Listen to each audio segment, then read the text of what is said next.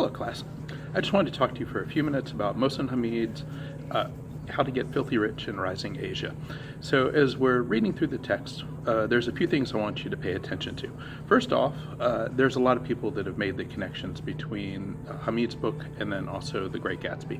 And as you're reading the book, I think that you could see some of the connections between the two. I think the most obvious connection is the rise of capitalism within the Indian subcontinent. But besides that, what we see as far as connections between Gatsby and Hamid's work is the combination of these stories with a love affair that's taking place. A love affair that also has a lot of tragedy within the story. There's a lot of death within this text, and there's a lot of love within this text, set within the societies that are experiencing tremendous change, seismic change, as the New York Times had described it.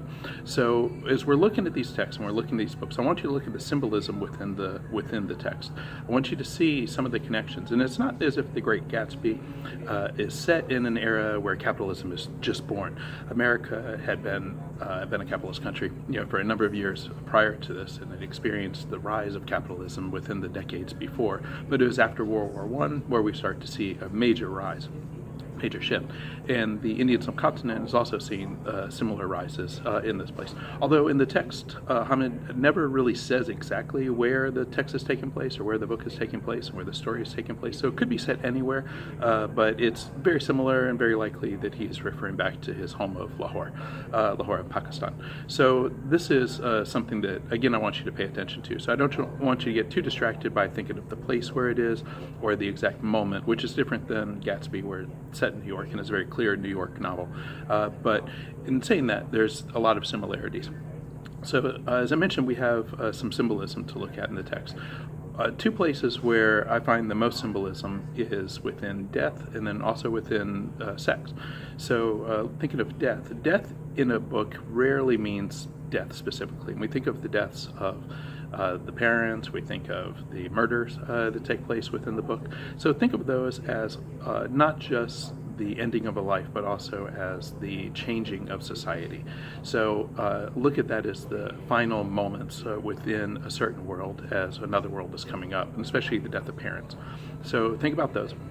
And then when we think of sex, within the novel, one thing that's important to remember is that sex rarely means sex. Sex means a lot of other things within a novel.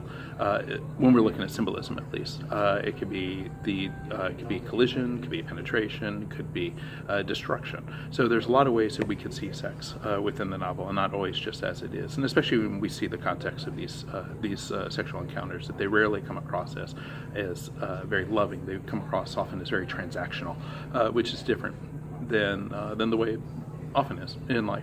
So having said that, pay attention to those themes, but then also pay attention to the language itself. Hamid is a beautiful writer. He has written numerous other novels.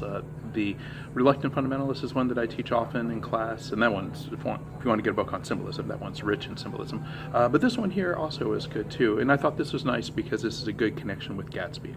We see people who are trying their best to succeed, trying their best to rise in these moments, and how do they do it? And the issues with morality, the issues with ethics, and then also we have love in the background too. So there's a number of things that are taking place within this text, and it's often, as we see in Gatsby, it's a love and it's a success that is unattainable.